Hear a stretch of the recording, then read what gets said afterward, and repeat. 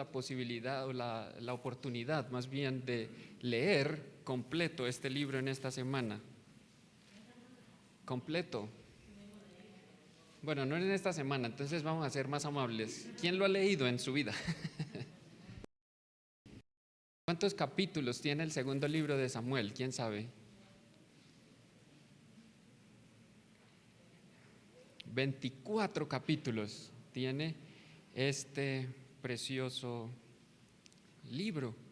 Es el número 10 en nuestro canon y la semana pasada estuvimos estudiando con nuestro hermano Jimmy el primer libro de Samuel y él nos enseñaba que tanto el primer libro como este son o eran en el canon hebreo un solo libro, ¿verdad? Pero ahora lo tenemos en nuestro canon separado para una mejor oportunidad de estudiarlos y de entenderlos. Ya lo vamos a ver por qué. Entonces, el segundo libro de Samuel, un libro que es, desde la literatura, podemos entenderlo así, es un libro histórico. Nos cuenta y nos sigue narrando una historia que empezó en el primer libro acerca de los reyes. ¿Se acuerdan ustedes? Pasamos de los jueces y el primer libro de Samuel nos empezó a relatar la historia del primer rey de Israel. ¿Quién fue el primer rey de Israel? A ver. Saúl, muy bien, hermanita. El rey Saúl. Toda la Biblia fue escrita con el propósito principal de que el hombre conozca a Dios. Es a través de la palabra de Dios, a través de las escrituras que Él se ha revelado a nosotros y es el instrumento que Dios usa para que nosotros podamos conocer a Dios y por lo tanto ser salvos, pero también crecer en la gracia, crecer en el conocimiento de nuestro Dios, crecer en sabiduría. Y la Biblia es suficiente para esto, ¿verdad? Es suficiente para suplir cada necesidad espiritual del hombre. El Salmo 19, recuerdan ustedes que nos enseña que la ley de Jehová es perfecta, que ¿qué? Convierte el alma. La Biblia hace sabio al sencillo, dice el Salmo 19, también las escrituras alegran el corazón, alumbra nuestros ojos. Y es interesante, hermanos, porque la palabra de Dios fue escrita en diferentes géneros literarios. Si ustedes han leído la Biblia, encontramos historias. Fernando leyó el capítulo 12 y vemos cómo el profeta Natán, para señalar el pecado de David, usa y siendo dirigido por el Espíritu Santo una parábola, que también es un género literario. Encontramos en los salmos la poesía, los poemas, encontramos la literatura de los profetas. En el Nuevo Testamento tenemos las cartas o las epístolas. Y es interesante porque Dios usa todos estos géneros literarios de diferentes formas de escritura para comunicarnos un solo mensaje y para revelarse a nosotros, para enseñarnos, como les decía, quién es Dios. Y la historia no es la excepción. Los libros históricos también apuntan a lo mismo, son mayoritariamente teológicos y nos enseñan quién es Dios. En el segundo libro de Samuel, por lo tanto, aprendemos mucho del carácter de Dios. Las historias, hermanos, no son simplemente historias con una enseñanza moral, sino que hay algo más allá, más sublime, más maravilloso, más grande, que nos enseña acerca de quién es Dios y la manera como Él obra y se relaciona con su creación. Claro que aprendemos de las historias, aprendemos de los errores de los hombres y de las mujeres que están citadas en la Biblia y también aprendemos de sus aciertos, pero la principal razón por la cual están registradas ahí es para que conozcamos mucho más a nuestro Dios. Y aprendemos en este libro del carácter. Es un libro emocionante, los que lo han leído, y lo vimos en solamente el capítulo 12. ¿Recuerdan ustedes las consecuencias del pecado del gran rey David? Entonces, hemos estudiado ya 9 libros, y en todos esos 9 libros, sin duda, hemos aprendido algo de Dios. En Génesis, por ejemplo, aprendimos que nuestro Dios es un Dios soberano y vimos cómo Él inició el plan de la redención. Es el libro de los orígenes. En Éxodo se resalta el carácter misericordioso de Dios, el carácter redentor, y aprendimos cómo Él sacó, liberó de la esclavitud de Egipto a su pueblo. ¿Recuerdan ustedes la historia y la narración en el libro de Éxodo? En Levítico, si recuerdan ustedes ese estudio, aprendimos que nuestro Dios es un Dios santo. Y si en Éxodo vimos cómo Dios sacó de Egipto al pueblo de Israel, en Levítico vemos y aprendemos cómo Dios saca a Egipto del corazón de su pueblo y lo santifica a través de la ley y les enseña cómo es la verdadera manera en que el pueblo debe relacionarse con un Dios santo, y es siendo santos, ¿verdad? Y por eso el versículo clave de Levítico: sean santos porque yo, Jehová, soy santo. En Números vemos al pueblo dando vueltas en el desierto, pero Dios siempre proveyendo para ellos y protegiéndoles, nuestro Dios proveedor y sustentador. En Deuteronomio, nuestro Dios fiel, paciente y bondadoso, al recordar a la siguiente generación del pueblo nuevamente la ley. En Josué aprendemos cómo Dios luchó por su pueblo y fue fiel a su palabra al darles la tierra que les había prometido. En Jueces resalta el carácter perdonador de Dios también, pero también aprendemos cómo Dios castiga el pecado en ese libro. En Ruth brilla la gracia de Dios al derramar su amor no solamente a los judíos, sino también a los gentiles, alcanzando a esta mujer moabita, Ruth, de quien vendría la descendencia del rey que vamos a hablar en esta noche. Y el primer libro de Samuel que vimos la semana pasada, aprendimos cómo Dios controla cada acontecimiento de la historia. Nada está fuera de su control soberano y de su plan diseñado. Estamos trazando el plan A de nuestro Dios. Este es el plan de la redención, el gran tema de la Biblia, el Señor Jesucristo, el reino de Dios, como aprendíamos la semana pasada. Entonces, el propósito de sus planes se cumple y Dios permite, ahora lo vemos en estos libros, la entrada y da paso a la monarquía en su nación, en su pueblo. Y ahora tenemos ante nosotros la historia de los reyes. Vimos la semana pasada, la semana pasada, el primer rey, muy bien, el rey Saúl. Y vimos cómo Dios hizo esta petición de que querían ser como las demás naciones y tener un rey. ¿Recuerdan ustedes? Lo vimos en 1 Samuel, capítulo 8. Y la pregunta es, ¿tomó a Dios por sorpresa esta petición del pueblo de querer un rey? Y la verdad, aprendimos, no. Esto hace parte del plan de Dios. Después de que Dios liberó a Israel de la esclavitud de Egipto, recuerdan que en Éxodo el pueblo hizo un pacto con Dios en el Sinaí y se comprometieron a guardar la ley y se comprometieron a guardarla para ser diferentes a las demás naciones, y esto hacía que mostraran la gloria de Dios. El Señor fue fiel a su palabra, los llevó a la tierra prometida, el libro de Josué, conquistaron, ¿verdad? Y están establecidas las 12 tribus allí, pero Israel fracasó y falló en obedecer la ley, en cumplir el pacto que habían hecho con Dios. Y entonces vemos en el libro de los Jueces un caos absoluto. Y entonces se muestra la necesidad que tenía la nación de líderes sabios. Si ustedes recuerdan cómo termina el libro de los Jueces, no había rey en Israel, sino que cada quien hacía lo que bien le parecía. La Biblia nos señala la necesidad que tenía Israel de líderes sabios y fieles. Y entonces en estos libros, o en este libro de Samuel, vemos la respuesta de Dios a esa necesidad. Dios está obrando para su gloria y para el bien de su pueblo.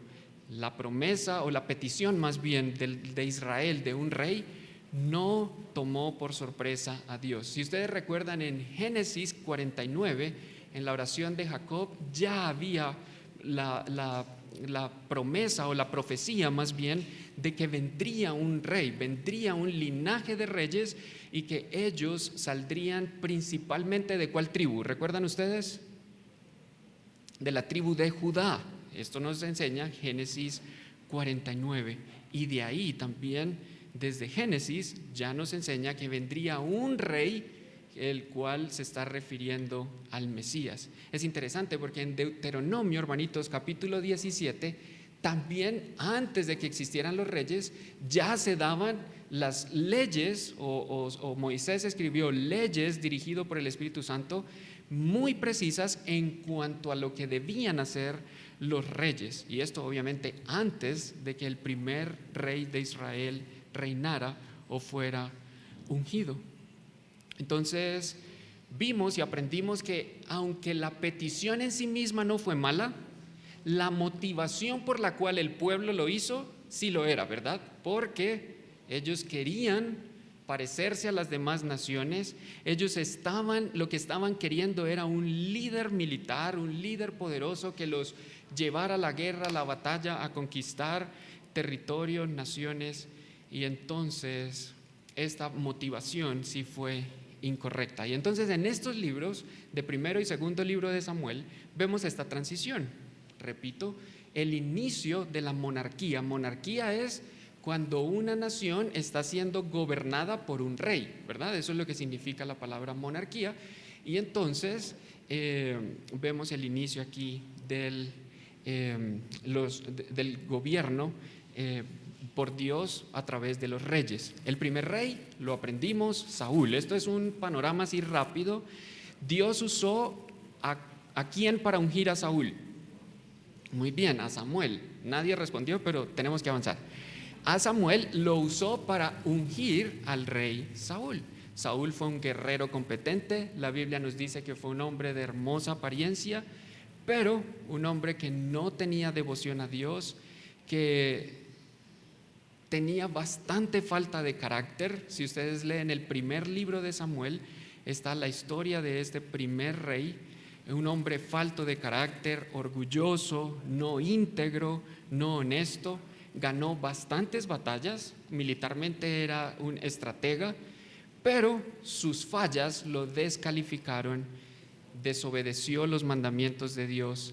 Y Samuel le recuerdan en su primer libro al pueblo que no solo iban a ser beneficiados, que la única manera en que el pueblo iba a ser beneficiado o recibir las bendiciones era si su rey era humilde y obediente a la palabra de Dios. Si el gobernante o la autoridad máxima era humilde y obediente y sujeto a la palabra de Dios, la nación iba a tener bendición. De lo contrario, ese rey desobediente a la ley de Dios iba a traer ruina al pueblo. Y esto es lo que vemos bastante por estas épocas. Entonces, cuando Saúl falla, Samuel le comunica que su reinado ha terminado y que ahora Dios va a levantar un nuevo rey. Y ahí es donde empieza la caída del rey Saúl. Y entonces se me dejó una tarea la semana pasada, ¿verdad? ¿Sí recuerdan? Gracias, hermano Jimmy. Empezamos a ver un poquito de la historia, cómo este hombre Saúl empezó bien, pero el primer libro de Samuel nos muestra su declive hasta llegar al final de su vida en el último capítulo, y se nos narra cómo su muerte trágica, la muerte trágica del rey Saúl. La pregunta y la tarea eran: ¿el rey Saúl se suicidó o cómo fue su muerte? Y la respuesta, rápidamente, breve, es: creemos que sí, él se suicidó. Es lo que dice la escritura en el capítulo, mire conmigo, 1 de Samuel 31:4. Entonces dijo Saúl a su escudero: saca tu espada y traspásame con ella. Ellos estaban perdiendo la guerra con los filisteos, y sin duda los filisteos iban a alcanzarle a donde él estaba y iban a torturarle e iban a hacerle sufrir. Yo creo que lo iban a matar dedito por dedito para que él sintiera cada dolor, cada tortura. Y por eso Saúl le pide a su escudero: traspásame con tu espada, para que no vengan estos incircuncisos y me traspasen y me escarnezcan. Mas su escudero no quería, porque tenía gran temor. Entonces tomó Saúl su propia espada y se echó sobre ella. Y la historia nos sigue contando: el escudero, al ver que Saúl había muerto, él también se quitó la vida. Entonces, pero en el primer libro de Samuel también se nos muestra no solamente el final trágico de Saúl, sino también aparece en escena este muchachito valiente. ¿Se acuerdan la historia de el muchachito con el gigante? Y entonces entra en escena este hombre usado por Dios, llamado por Dios, y su nombre es David. El primer libro de Samuel nos muestra cómo Dios trabaja detrás de escena para levantar este nuevo rey y nos introduce este personaje insignificante, podríamos decir así, porque era un simple pastor de ovejas, el candidato menos probable para llegar a ser rey, pero Dios lo escogió. Era un hombre con un corazón humilde, era un hombre con un corazón que reconocía sus fallas, sus debilidades, y confiaba plenamente en Dios. Y lo vemos en la historia de David y Goliat. Él confiaba plenamente en su Dios. Recuerdan que David es conocido como el varón conforme al corazón de Dios. Y entonces llegamos al segundo libro de Samuel.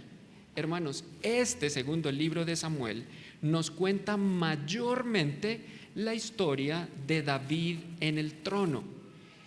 En lo que se concentra la mayoría del libro de Segunda de Samuel es el reinado de David. David reinó más o menos por 40 años y este libro nos cuenta todo ese periodo de David en el trono. Sus aciertos, sus equivocaciones grandes, todo está registrado ahí. Y eso quiero que lo aprendan en esta noche y que podamos ubicarnos rápidamente en la Biblia. Cuando alguien nos mencione acerca del rey Saúl, nuestra mente inmediatamente lo relaciona con el primer libro de Samuel. Pero cuando se nos habla o se nos pregunta acerca del rey David, inmediatamente debemos ir a Deuteronomio, ¿verdad? No, al segundo libro de Samuel. Es quizá David el rey más grande y más importante que ha tenido la nación hasta el día de hoy. Entonces recuerden ustedes, primera de Samuel, mayormente la historia de Saúl. Segundo de Samuel, la historia del rey David. Hay datos relevantes que quiero que también consideremos. Ya les mencioné algunos. La narración total de este libro, los 24 capítulos, cubren o registran los 40 años que David estuvo en el trono. La palabra clave de este libro, adivinen cuál es. David, muy bien, la historia de David.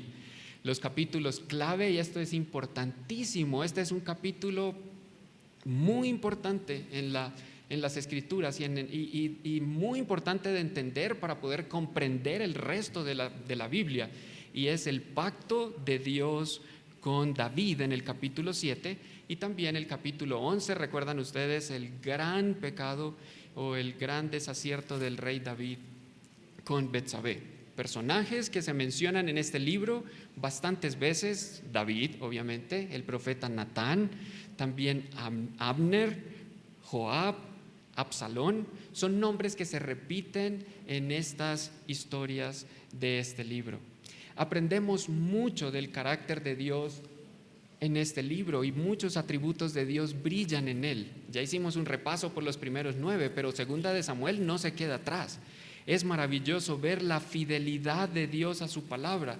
Al levantar el rey que él había prometido de la tribu de Judá, el primer rey de esa tribu, porque Saúl no era de la tribu de Judá, era de la tribu de Benjamín.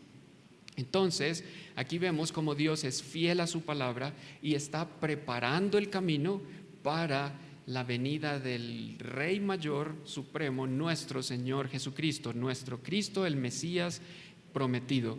Pero también vemos un Dios perdonador, un Dios lleno de misericordia. Lo vamos a ver cómo Él perdonó el pecado de David, pero también un Dios que y le restauró, pero también un Dios que castiga el pecado. Y esto es importante que lo entendamos y lo veamos en la Escritura para que temamos, hermanos, porque el pecado, como leímos en 2 de Samuel 12, hace que los demás blasfemen en contra de Dios y empaña la gloria de Dios. Todos estos atributos, cuando nosotros pecamos, son empañados, y eso nos tiene que llenar de temor, porque nuestro Dios castiga eso, castiga el pecado. Y entonces vemos obviamente las consecuencias gravísimas que tuvo David en su familia, y lo vamos a ver ahorita en el panorama general. El bosquejo, mire, se los puse sencillo para que no se les olvide. ¿Cómo se divide el libro de Segunda de Samuel? Si alguien les pregunta, fácil.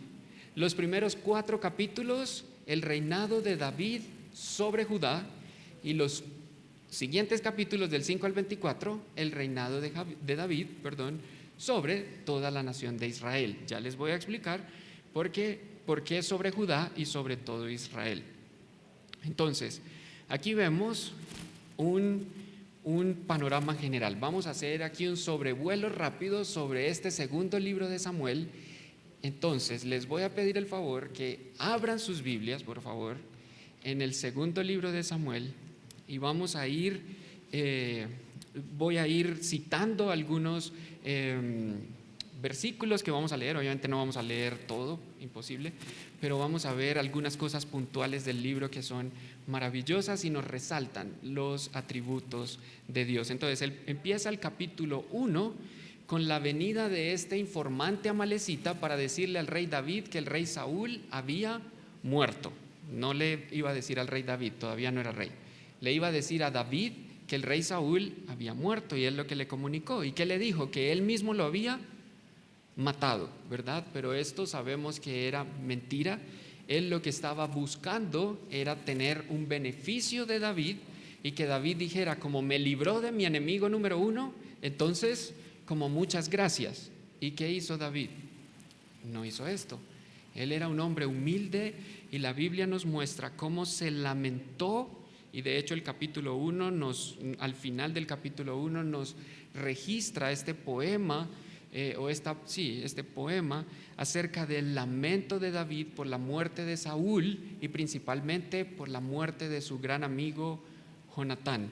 ¿Recuerdan ustedes esto? Porque al final del primer libro de Samuel vemos que se nos narra la muerte también de Jonatán. Él lamentó la muerte del ungido de Jehová, y le creyó que él lo había matado el amalecita, y por lo tanto David dio orden de que este amalecita debía morir, y lo mandó matar. Entonces él iba con una estrategia de que de pronto lo iban a felicitar, y nunca regresó porque mató al ungido de Jehová. Luego en los capítulos 2 al 4, al morir Saúl, que era el rey, entonces quien tenía el derecho al trono inmediatamente era David, porque David ya había sido ungido por Samuel, y entonces él tenía el derecho al trono. Pero solamente una tribu de todas las 12 se querían unir y someter al reinado de David, y era la tribu de la cual él procedía, la tribu de Judá. Y esto lo vemos en el capítulo 2, versículo 4. Dice la Biblia: y vinieron los varones de Judá y ungieron allí a David por rey sobre la casa de Judá, y dieron aviso a David diciendo: los de Jabes de Galaad son los que sepultaron a Saúl. Estos 4 capítulos, del 2 al 4, nos muestra cómo solamente la tribu de Judá quiso someterse o reconocer más bien el reinado de David, y las otras tribus no, las tribus del norte no, y proclamaron o pusieron en el trono sobre ellos a Isboset, que era hijo del rey Saúl. ¿Quién fue el encargado de ponerlo en el trono? Abner. ¿Se acuerdan ustedes ese nombre que ya vimos ahí? Abner era un líder, podemos decirlo así, como un general del ejército de las tribus del norte, y él puso a Isboset como rey, sobre las tribus del norte en Israel. Esto obviamente no era la voluntad de Dios, y vemos que hubo esta pequeña división de 2 reinos ahí, y esta pequeña división duró aproximadamente unos 7 años, pero finalmente vamos a ver que David es ungido en el capítulo 5 sobre todas, y reconocido como rey sobre toda la nación en general. Si ustedes avanzan al capítulo 3, versículo 1, dice la Biblia: hubo larga guerra entre la casa de Saúl, estaba dirigida ahora por Isboset su hijo, y la casa de David. Pero David se iba fortaleciendo y la casa de Saúl se iba debilitando. Las tribus del norte que estaban sometidas a Isboset, que no era un rey legítimo, porque el rey legítimo era David, quien había sido ungido por Samuel, iba debilitándose y la casa de David iba fortaleciendo. Si vemos y si ustedes leen el capítulo 3 y el capítulo 4, nos cuentan la caída total de Isboset y las tribus del norte.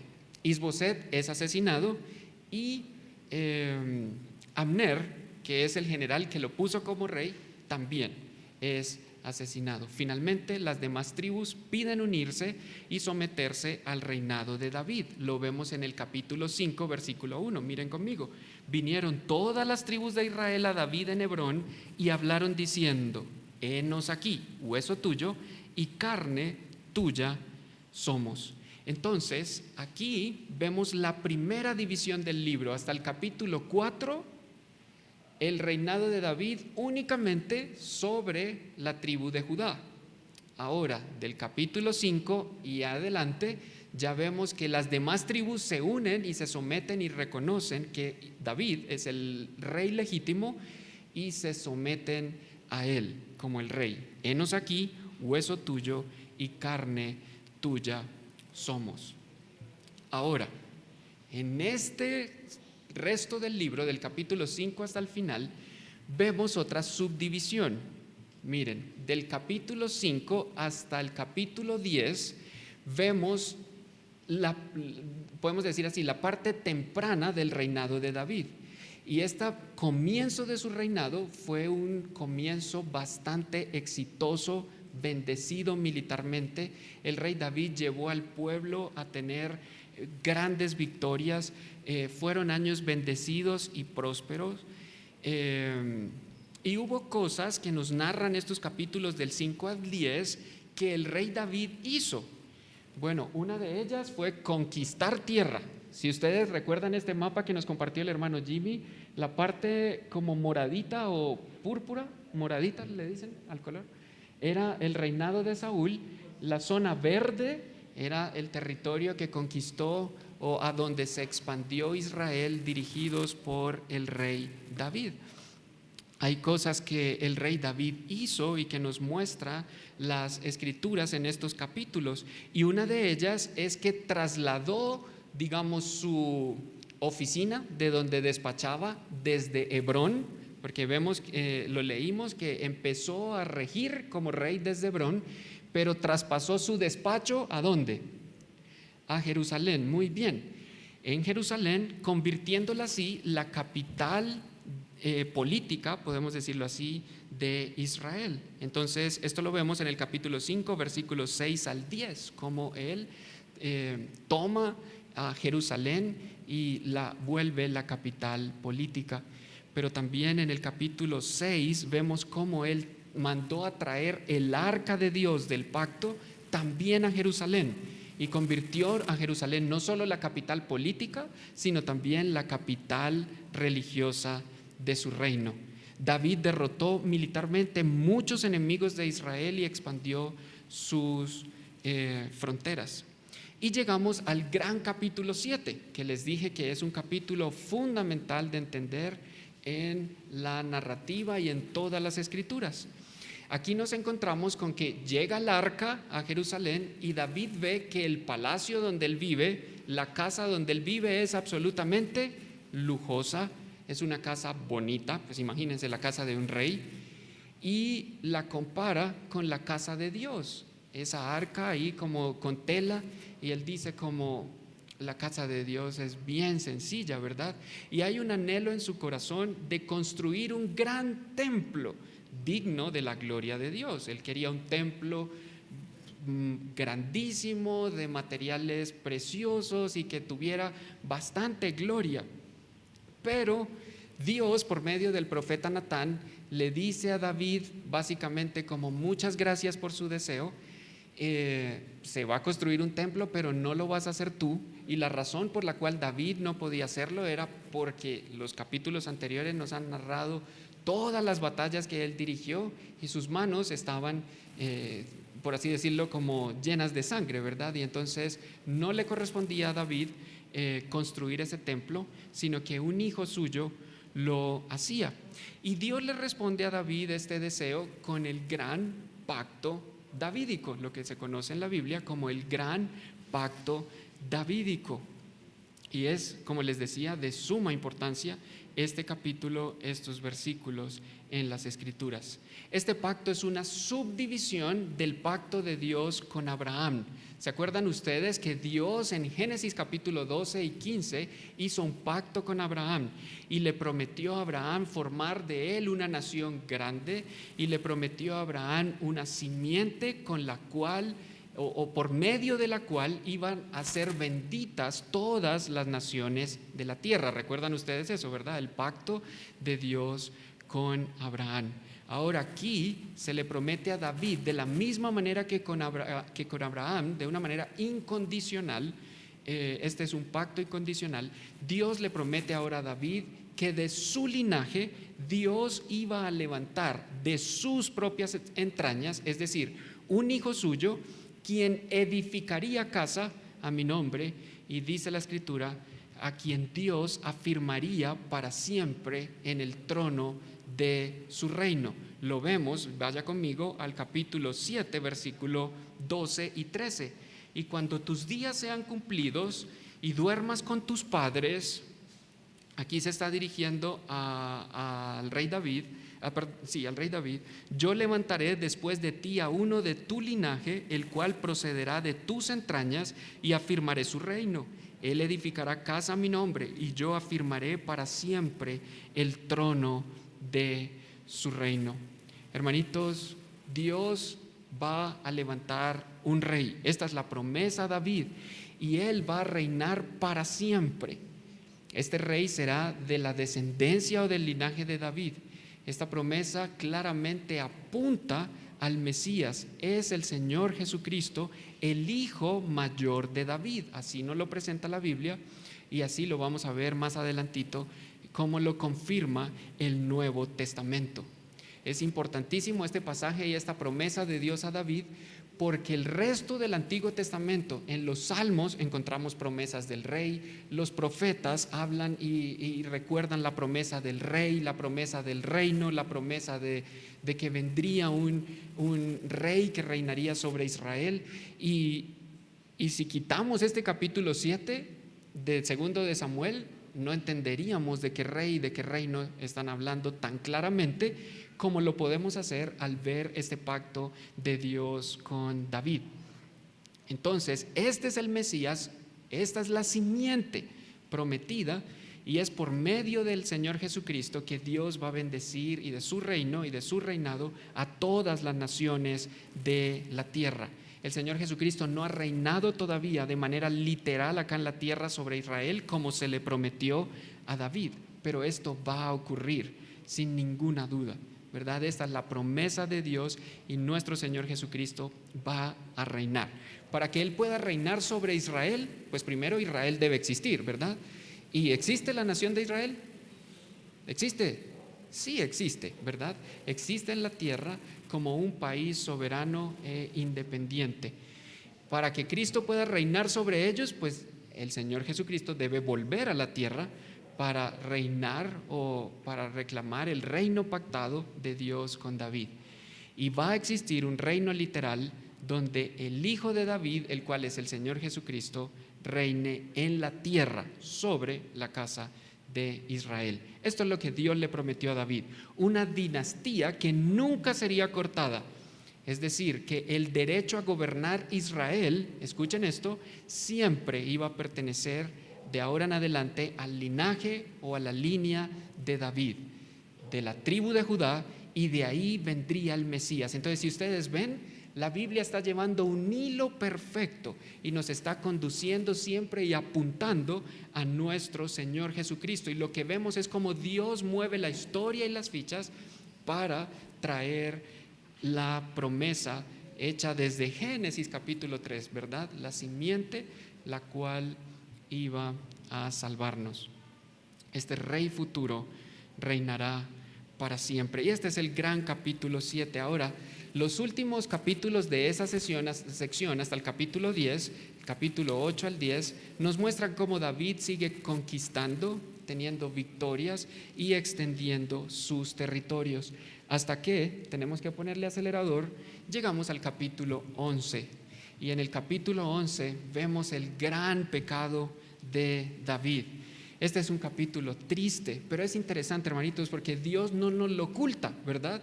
Sino que podemos ver las debilidades de este hombre y sus fallas también, sus desaciertos. Y esto es importante, porque la historia no está apuntando tanto al hombre. La Biblia no quiere que nosotros nos enfoquemos y pongamos nuestra confianza en los hombres, porque los hombres somos pecadores, dice la Biblia, todos fallamos y pecamos, ¿verdad? Y aún este hombre, como el gran rey David, también lo hizo. Y Dios no nos oculta eso, nos muestra para que aprendamos también claramente de estos errores. Vemos aquí cómo David vio a esta mujer Betsabé, recuerdan ustedes la historia, la codició, la buscó, la embarazó. Vemos una cadena de pecados y de maneras poco sabias de cómo actuó el rey David y cómo un pecado lo llevó a otro y a otro y a otro y cómo maquinó ese plan en su cabeza. Y vemos la importancia de cortar, ¿verdad?, con el pecado. Y David no lo hizo, lo llevó a cabo, lo ejecutó, y este pecado lo llevó a pecados más terribles. Después de que él se enteró de que Betsabé estaba embarazada, ¿qué tocó hacer? Pues mandar a matar a su esposo Urías, y entonces ya no solo era culpable de adulterio, sino que también de homicidio. Y esto era bien triste en la vida del rey. Él tenía un sentimiento de culpa enorme, pero David no quería confesar su pecado. En el capítulo 12 lo leímos, vimos cómo Natán, enviado por Dios, confronta al rey David con esta parábola y le dice: este hombre del que estoy hablando eres tú. Y entonces David se siente de lo peor y la Biblia nos muestra cómo se arrepiente. En esta época de la historia del rey, él escribe el Salmo 51. Y si ustedes leen el Salmo 51 en casa, pueden ver el corazón arrepentido del rey por su pecado y cómo clama al Señor por perdón y por restauración. Y también vemos cómo Dios responde a esa petición y le perdona, le restaura. Y entonces aprendemos de nuestro Dios como un Dios perdonador. Pero Natán también le dice a David, porque su pecado hizo blasfemar, que los demás blasfemaran acerca de nuestro Dios y empañó tanto la gloria de nuestro Dios, su pecado no puede quedar impune, es decir, no puede quedar sin castigo, tienen consecuencias. Y entonces su hijo, que había concebido con Betsabé, debía morir. Y también él iba a experimentar por el resto de su vida la rebelión y el pecado en su propia familia. Y esto era bien doloroso. Y esto es lo que vemos del capítulo 13 y hasta el capítulo 20. Los siguientes capítulos, entonces, si ustedes ven, los primeros capítulos, el reinado, todo un éxito, ¿verdad? Hasta que en el capítulo 11 el rey falla. El capítulo 12 confrontado con su pecado y ahora empieza su declive y las consecuencias de su pecado. El capítulo 13 nos muestra cómo su familia se desmorona y sufre de maneras trágicas. Estas son realmente historias escalofriantes de leer. Cómo entre sus propios hijos, por ejemplo, Amnón se enamora, por así decirlo, codicia a su hermana Tamar, y el texto nos muestra que la violó.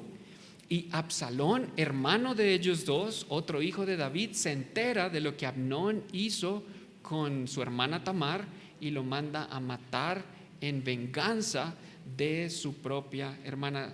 Esto es consecuencia del pecado de David, hermanos, y esto es bien doloroso. Los capítulos 15 al 18 nos muestra también una época difícil para David, y es cuando su propio hijo, su hijo amado, Absalón, se rebela en contra de él y quiere derrocarlo de su trono, quiere quitarle su trono y planea en secreto una rebelión en contra de su papá, de David.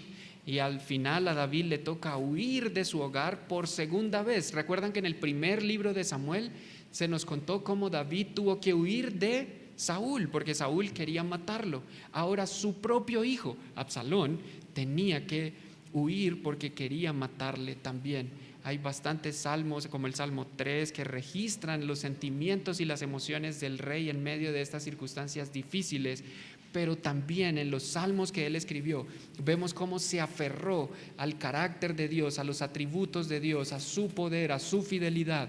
Y esto fue lo que lo ayudó a mantenerse en medio de todas estas circunstancias difíciles que estaba atravesando con su familia. Las consecuencias fueron terribles, pero Dios no oculta las fallas de estos hombres que fueron usados por Él. Hermanos, en medio de la angustia y de estas consecuencias terribles, el rey David pudo escribir: misericordioso y clemente es Jehová. Es lento para la ira y es grande en misericordia. Él no contenderá para siempre, ni para siempre guardará su enojo. Cuanto está lejos el oriente del occidente, hizo alejar de nosotros nuestras rebeliones. Como el Padre se compadece de los hijos, se compadece Jehová de los que le temen, porque Él conoce nuestra condición y se acuerda de que somos polvo. Como ustedes ven, en medio de circunstancias difíciles, nosotros podemos aferrarnos en las Escrituras y lo que aprendemos a través de ellas, de nuestro Dios, nos fortalece y nos ayuda para estar firmes, ¿verdad? En medio de las circunstancias difíciles. Y llegamos finalmente a la última parte del libro, el final, los capítulos 21 al 24, después de que se nos ha narrado esta historia maravillosa, y encontramos aquí en estos 4 capítulos 4 historias en orden cronológico, pero que no están, en orden cronológico de lo que viene ahí, sino que se nos regresa al inicio del reinado de David. Y estas 4 historias, están ubicadas estratégicamente. Las 2 de los extremos, en el capítulo 21 y en el capítulo 24, nos muestran el fracaso de David, o los fracasos de Saúl, y también de David, y cómo ambos reyes llegaron a lastimar a muchas personas por tomar malas decisiones. Las otras 2 historias que están en el interior nos narran las batallas de David con los filisteos, en contra de los filisteos, pero se resalta la debilidad del rey David. El libro es interesante, comienza, los primeros 9 capítulos los vimos, un rey exitoso, poderoso, en ascenso, pero el libro termina mostrándonos un rey en el trono, pero un rey David vulnerable, que depende de la ayuda de Dios, que depende de la ayuda también de otros. Y en el capítulo 22 y 23, que es la mitad de esa sección final, encontramos estos poemas maravillosos también, en donde David reflexiona sobre su vida y se acuerda de cómo Dios le rescató a través de su vida de los peligros, cómo Dios fue fiel al pacto y a la promesa que había hecho con Abraham, con sus padres y también con él, y cómo preservó su vida y también la de su familia. Y en estos poemas David vuelve a recordar y resalta la promesa del rey venidero. Hermanitos, lea conmigo, y ya estamos terminando, el capítulo 23, versículo 2. Capítulo 23, versículo 2. Miren las palabras en este poema, y si ustedes se fijan, dentro de este libro de Segunda de Samuel, no solamente encontramos historias, sino también se nos registran estos poemas preciosos en donde vemos las emociones del rey. Y el versículo 2 del capítulo 23 dice: el Espíritu de Jehová ha hablado por mí, y su palabra ha estado en mi lengua. El Dios de Israel ha dicho: me habló la roca de Israel. Miren lo que dijo: habrá un justo que gobierne entre los hombres. Esto se está refiriendo al Mesías, al Señor Jesucristo, que gobierne en el temor de Dios. Será como la luz de la mañana, como el resplandor del sol en una mañana sin nubes, como la lluvia que hace brotar la hierba de la tierra. No es así mi casa para con Dios, sin embargo, Él ha hecho conmigo pacto perpetuo. Este es el rey que esperamos, aquel que va a gobernar con justicia, que va a gobernar verdaderamente en el temor de Dios, que su reino será como la luz de la mañana, como el resplandor del sol en una mañana sin nubes, como la lluvia que hace brotar la hierba de la tierra. Qué lindo esto. Y entonces vemos en estos libros al Señor Jesucristo.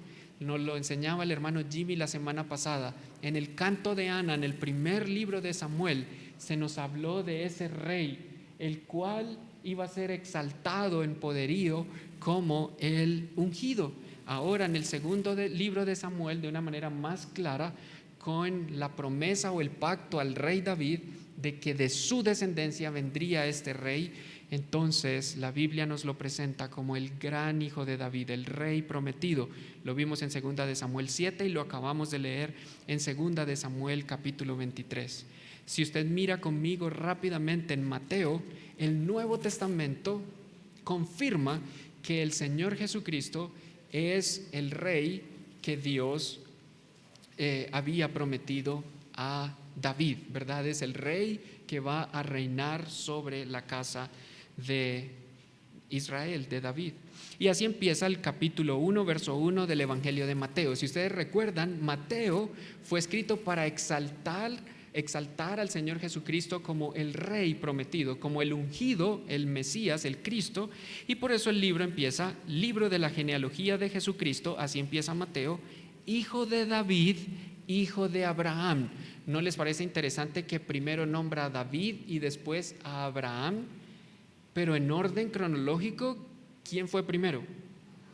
Abraham y después David. Realmente debería decir hijo de Abraham, hijo de David. Pero esto no es un error, está escrito así porque la idea de este evangelio es resaltar al Señor Jesucristo como el rey. Por eso lo presenta inmediatamente como el hijo de David, lo cual lleva nuestra mente a 2 de Samuel capítulo 7, el gran pacto de Dios con David. Cristo es el rey prometido. Y esto también lo vemos en Lucas capítulo 1. Mire conmigo Lucas capítulo 1. ¿Recuerdan cuando el ángel habló con María y le dijo en el versículo 30, María, no temas porque has hallado gracia delante de Dios, y ahora concebirás en tu vientre y darás a luz un hijo y llamarás su nombre Jesús. Este será grande, llamado Hijo del Altísimo, y el Señor Dios le dará el trono ¿de quién? David. ¿David qué? Su padre, el trono de David, su padre. Versículo 33, y reinará sobre la casa de Jacob para siempre, y su reino no tendrá fin.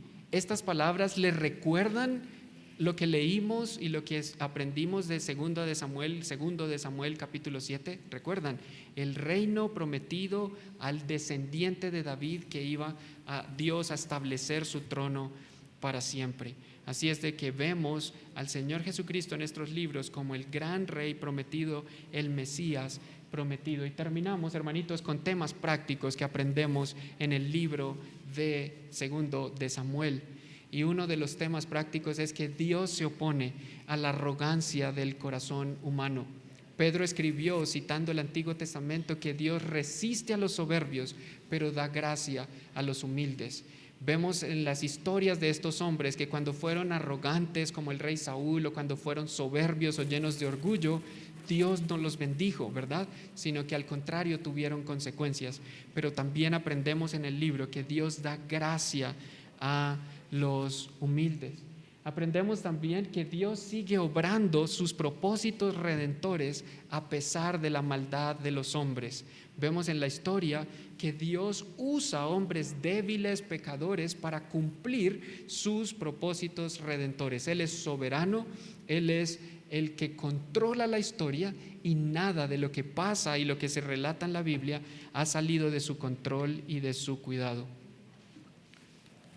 Nuestra esperanza, por lo tanto, no debe estar puesta en los hombres.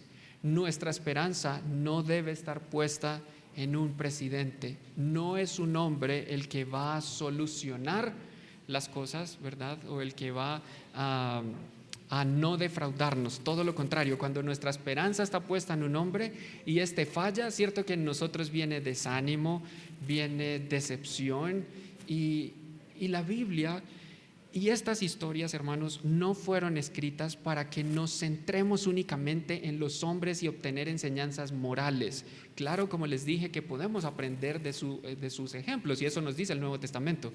Las historias fueron escritas para nuestra enseñanza, pero debemos avanzar e ir más allá en nuestra mente y tratar de extraer de estas historias qué nos enseñan de Dios y la manera en cómo Dios obra con su pueblo, con sus escogidos, con su creación.